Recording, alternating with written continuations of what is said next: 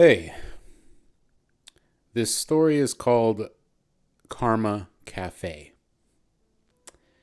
and that is the name of this tiny hole in the wall coffee shop where we have a friendly barista telling his first customer of the day good morning. Olivia ignores his greeting and she demands her cinnamon soy latte right away. So he's quick about it, and after he's done, he tells her to have a good day before she snatches the cup with her name on it, ignoring the sad face drawn next to it. She gets in her car, and on her way to a boyfriend's house, Olivia's sugar daddy texts her to come over and changes her mind.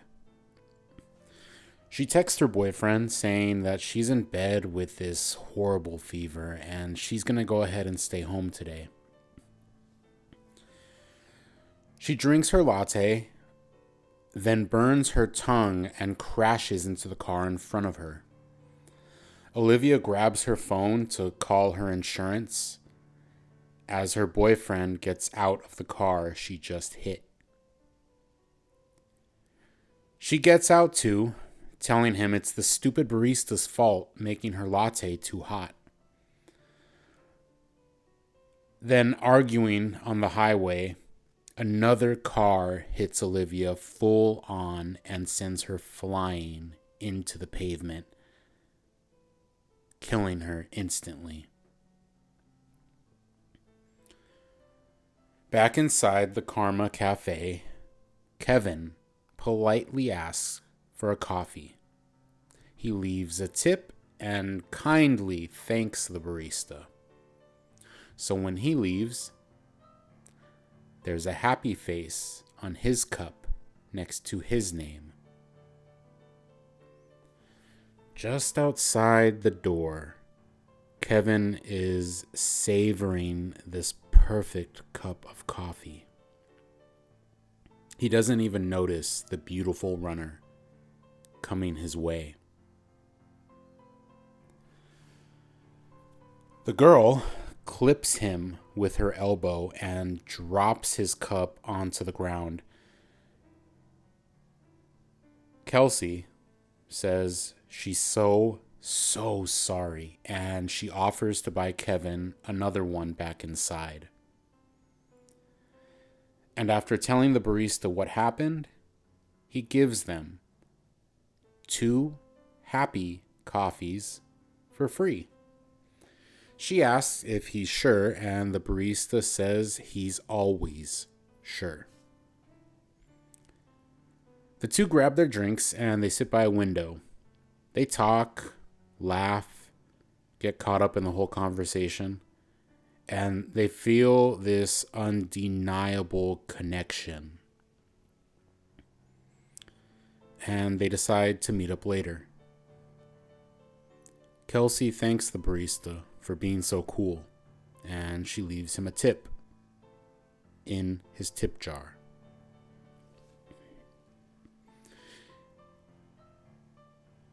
As the happy couple leave, George, high on crystal meth, stumbles right by them.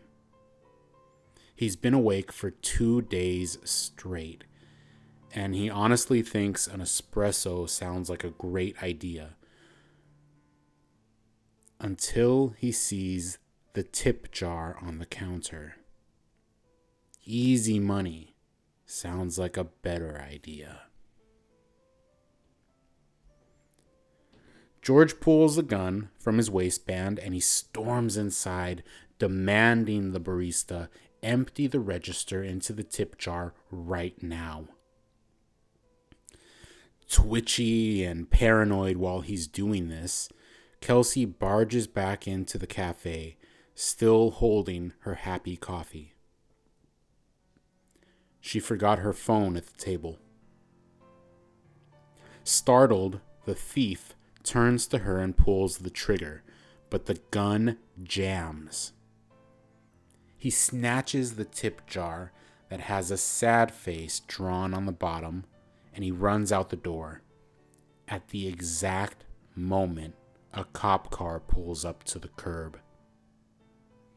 Two officers step out with their guns drawn, telling George to drop his.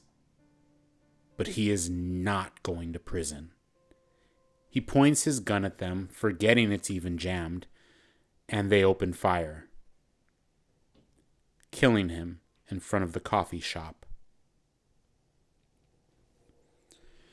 After writing their report, laughing and bragging over who shot him first, the barista brings them 2 sad coffees.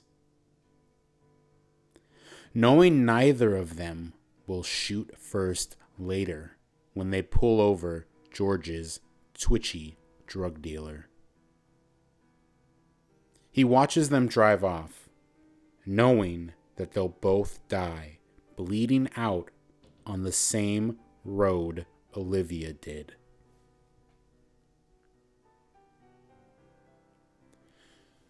After the cafe is closed, the barista makes his own coffee and gets ready for his next job. He gets in his car and he turns on his Uber app. His first passenger is David. David tells him to hurry up and drive. He's getting laid right now. One of his girls just texted him that her man left for work. Ha, dumb fool, working graveyard, leaving all that ass for me. He demands the driver take red lights and go through stop signs. Hurry up, hurry up. David doesn't say goodbye or leave a tip, and he slams the car door, leaving when they finally get to her house. The driver, the barista, rates him with 0 stars and leaves 1 comment. A sad face. Then he parks across the street and he waits. There's shouting inside the house. The husband never left to work. He was the one texting David to come over with his wife's phone. Shouting turns to screaming before gunshots ring out and David's dying. His heart is bleeding onto their living room floor. While outside, the driver sips his coffee with a skull drawn next to his own name. Death. And that is the end of this story. I hope you liked it. The plot reminded me of some Jewish scripture I read a while ago. Basically saying that every stranger you meet could be an angel of the Lord in disguise, so you should act accordingly. I obviously had a more twisted supernatural stranger in mind. And I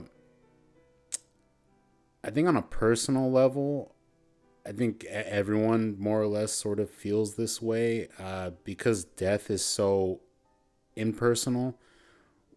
I think of a line from I'm pretty sure it was in Hannibal, where Clarice says that Hannibal Lecter, the cannibal, he only dines on the rude. Free-ranged, rude people. And I think in an ideal world, I imagine death in my ideal world to be something like that. Anyway, please try and be cool to your local baristas and Uber drivers. Or else. Sorry, that last part was lame. I don't know if I'll keep it. Anyway, have a good day, good night, or good afternoon. Thanks for listening.